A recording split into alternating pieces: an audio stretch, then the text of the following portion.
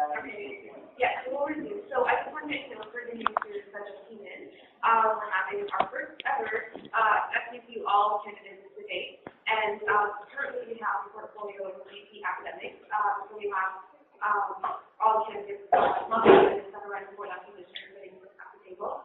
How we'll work it again is a really good summary and maybe introduction. Just for the sake of time, we're going to switch it around a little bit. So it will be all moderated questions all at once. We'll reserve a block of time for student Q&A. So keep all your questions in mind as students are speaking, and then you can interrupt them at that time. We'll also include the 45-second summary before the question and answer period. So keep that in mind. We'll review. I'll start with introduction. So we have Isabelle Yeadon. And her four platform points are expand the old exam repository, provide more study space and create policies that will make available study space more productive, fight for student rights to an accessible and engaging education, encourage a diverse and inclusive culture throughout academic departments. Next is Filippo Raso, and his four platform points is that he brings experience from DC academic positions, the SCSU, and the UTSC administration. He has realistic ways to improve existing study space and create new study space, both long-term and short-term. He also promises academic supervision for all students and monthly free tuition payments rather than a lump sum.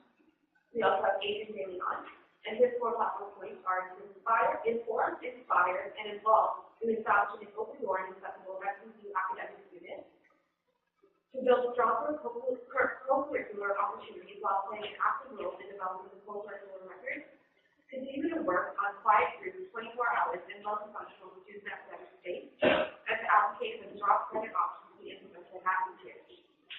Again, I just want to make note, if you have any questions regarding the platform points and the candidates themselves, you can also bring that up during the student Q&A period. So, as I mentioned, we'll move on straight to moderated questions. And again, there will be 45 minutes to answer your question and 1 minute to rebut. So I'll read the question slowly and we'll just go from each and thread and we'll switch to what. Students are frustrated with the lack of improvement of study space on campus. We have study tables and building holidays, students studying on benches and floors, etc. How specifically will you finally address major student concerns? Okay, so we all know that there is an influx of students coming into UTSC, and our population here is increasing, and it doesn't seem to me that we're getting enough study space to accommodate all these students. So one of my campaign platforms is as long as there isn't enough buildings for now to accommodate for everyone, then we need to utilize the space that we do have the most. Like, for instance, the library, everyone complains about how it's so loud, and you can't get any studying in there. I want to implement policies where people will be able to study productively and use the space properly. Okay, all right, so one of the issues with study space is from the administrative standpoint. For them, they care more about getting the professor's offices than they do about students having study space. So one of the ways to go about this is to show that there actually is a study space issue. They've been totally fast from the thing taken, well, 5 or 10 years ago, and they're saying basically that there's no student study space issue, that it's just a matter of study space knowledge. So this year we've actually already begun using a head count to figure out what it is. Now, in terms of actually fixing things and improving what's available, installation on walls, so like common study stuff in the libraries, perhaps using the marketplace. Right now it's locked at night. Why is it locked? They have a gate that closes off the store area from the actual seating area, that study space right there. IIPS and human resources are both moving to the Blaine wing. That means that there is vacancies in those areas that can be turned into student study space. For example, I already know for a fact right now that IIPS is the current plan, 7 University. The current plan is to turn that into study space. What type of study space? I'm not sure. I'm not sure the input. I'm not sure the student voices on it. In terms of long-term study space, getting two representatives on the committee around the planning of new buildings. So there's a new building, the advanced science laboratory building, so we need students on there to make sure that our issues are addressed. Thank you. My issue with study space is the fact that we, like this also said, that we have so much study space In my class of DSL, for example, that we were discussing 24-hour 7-day working group, which I'm a part of. The only concern that we have is getting security out there. So in terms of how to solve that, we get security up to classes of EV and HW and SW, or an IT after 11 o'clock, looking at IT for 24 hours. We also, what I also want to plan is the concept of academic space. Not only cultural academic space, not just study space, space for creative arts students, for people doing group studies, such as management, arts, and science students, space for liberal arts students who need research space. We need to be able to focus, such as myself, or science students, we need to be able to focus on the reading. It's essentially what I want to create a youth space. We have to create a versatile form of academic space, not just merely study space and what we've been working on in a modular way in the past. I just want to say that right now, like I said before, there just aren't enough buildings, and they don't just go up like that. So right now, we have to deal with what we have on a short-term basis and think about the long-term at the same time, and lobby the administration to give us more study space over office space, over other spaces that could be used for us. One of the points that Adrian pointed out was creating 24-hour study space and security vote. So there is a provincial legislation out there that says for anything that's publicly owned to be open, you need to have a certain amount of security there. Now, I'm not sure the actual numbers. I'm not going to try and defend that as well. But what I am going to say is that means we're going to need more security. And more security means we're going to need to pay more people. And paying more people means more tuition because, frankly, the school isn't going to take it out of their budget. So the only concern about having this increase in security is the level that we need.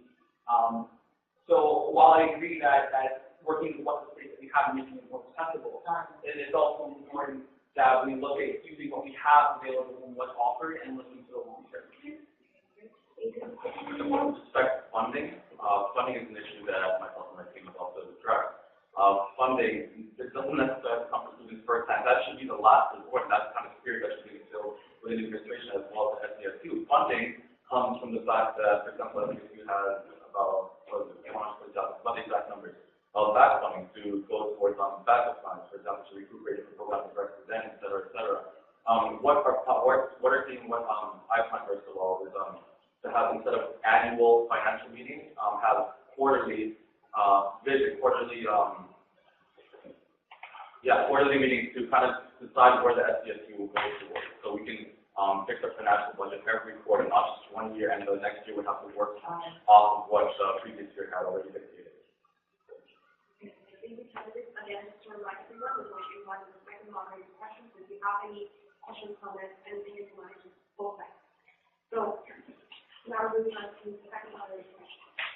Aside from study space, what to you is the most important issue on the academic portfolio, and how specifically will you fix this? And we're going to start with Adrian. Probably the most important issue on the academic space is academic stuff. We're all here because we want to study, we want to graduate, we want to take something out of our degree.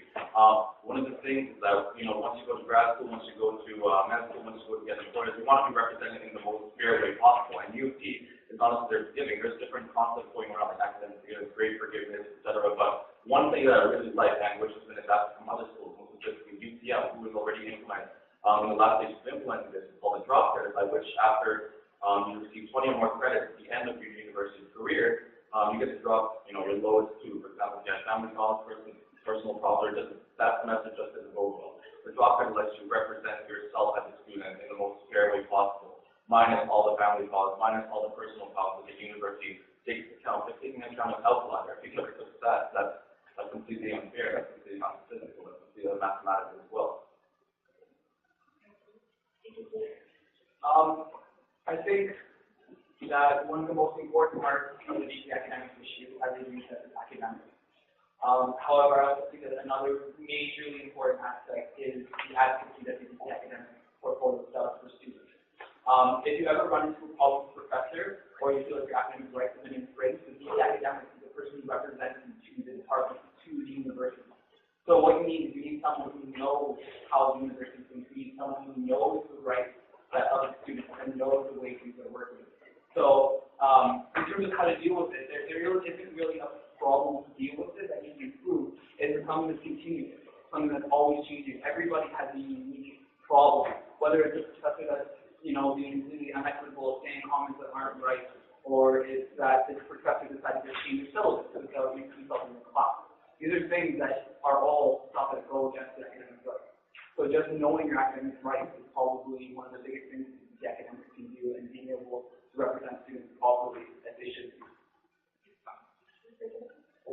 So on Monday, I was in class and I encountered a girl, and she was asking